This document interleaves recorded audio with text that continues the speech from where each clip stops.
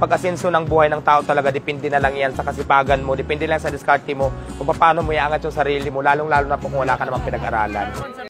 My name is Dio Balbuena, aka Diwata, na from Samar. At ngayon po, may-ari na po ako ng Diwata Paris Overload na talaga namang pinupuntahan ng mga maraming tao. Ayan, si Diwata kasi lumaki talaga ako from Samar. Pero siyempre kami mga probinsyano, mahirap na naman kasi talaga yung buhay naman sa probinsya kasi ang source of income namin doon is magsasaka kami, nagtatanim ng palay, nag-aani, nag-aabaka. So nag-decide din talaga ako, siguro mga bata pa ako noon, yung mga 16 years old, para pumunta din sa Manila kasi nangangarap din akong pumuti at gumanda kasi feeling ko dati talaga, yung mga galing ng Manila, pag galing sa amin sa probinsya, pupunta ng Manila, na madali ang trabaho dito, saka madali magkapira. Hanggang sa sinama ako ng kapatid ko, bali, 4 kami nagpunta dito ng sabay-sabay.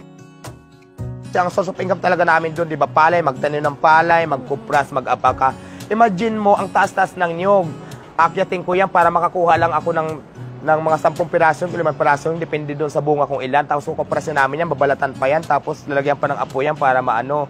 Eh di ba kababae kong tao, tapos akyat ako ng mga bundok-bundok, pang lalaki yun. Kaya tabi ko talaga, mas pinili ko talaga na mag-stay ng Manila at maraming opportunity, mabilis ang pera. Depende lang din yan sa diskarte mo, lalong-lalo na nung natutunan ko na paano mabuhay sa Manila na mag-isa.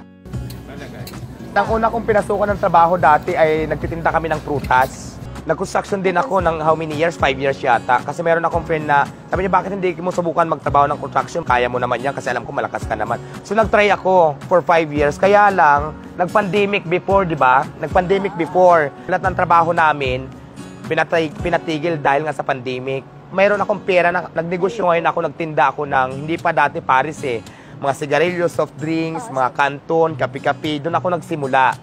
Yung knowledge ko sa pagpaparis, kasi wala naman talaga ako alam dyan, nanggaling doon sa friend ko, kaya nagpapasalamat ako doon sa friend ko kung nasaan ka man ngayon. Hanggang ngayon, kinarir ko na siya, naging Diwata Paris na siya. So doon po nag-start yung aking business journey. Pag-asenso ng buhay ng tao talaga, depende na lang yan sa kasipagan mo, depende lang sa diskarte mo, kung paano mo iangat yung sarili mo, lalong-lalo na kung wala ka namang pinag-aralan. Kaya lang natutunan ko talaga yung maging masipag sa buhay, huwag sumuko sa hamon ng buhay, ituloy mo lang kasi naniniwala talaga ako na ang swerte pa na panahon yan. Kung hindi para sa'yo ngayon, huwag kang sumuko kasi natin din yung araw na aayon din sa'yo ang panahon.